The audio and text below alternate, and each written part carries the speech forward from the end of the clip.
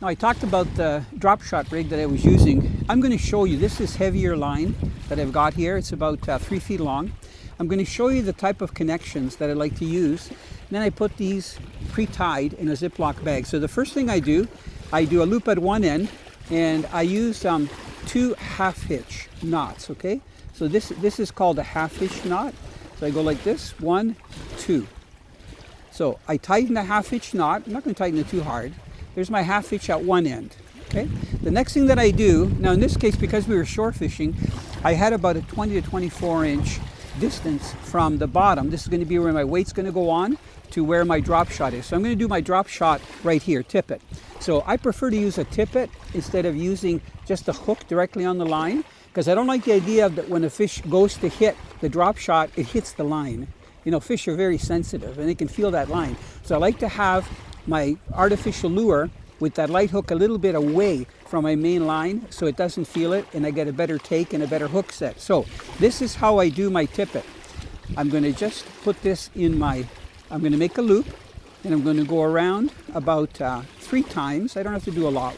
That's 2, that's 3. I'm going to put my finger, so I've got three wraps. I'm going to put my finger in the middle.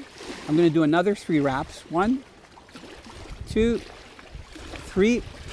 Okay, so you can see what I've got here. I've got a big loop and then where I had my finger. Now I'm going to take the large loop. I'm going to hold it with my teeth. I'm so used to doing this because I don't have free hands.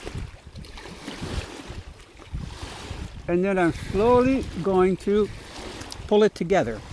So what this is going to do is create that tippet. So I'm going to slowly tighten it here.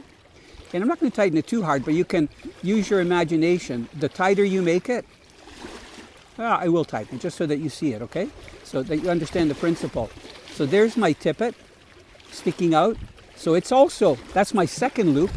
I would tighten this a lot more, but I don't need to do that here. Then I do my top loop, just like I did for my bottom one, and I'll put it in there once. This is a half hitch.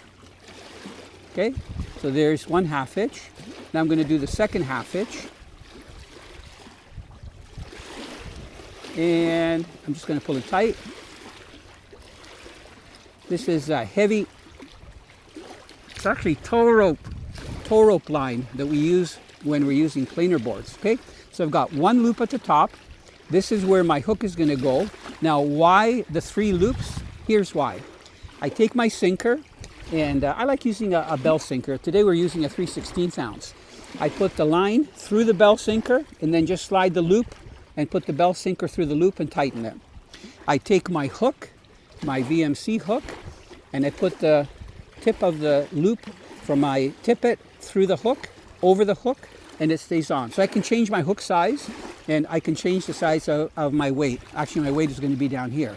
And then the last loop is where I put it onto my snap. So what I like to do, a lot of times when you're fishing from shore, you know, there can be snags and rocks, and I did lose, I think, 1 rig.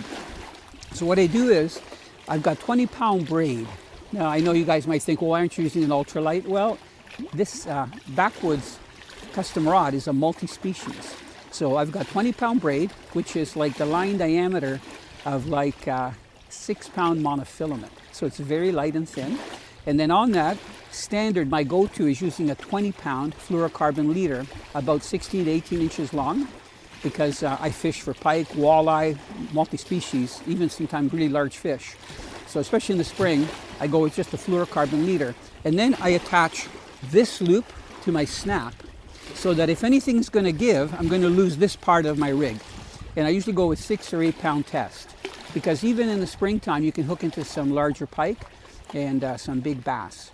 So I really like this rig. So then what I do is I just take the rig, I do a couple of loops like this, wrap it around, put it in a small Ziploc, and I'm ready to go. So I'll do anywhere from 3 to 5 of these rigs ready to go. And they don't have any hooks on them. I do that when I get to the stream.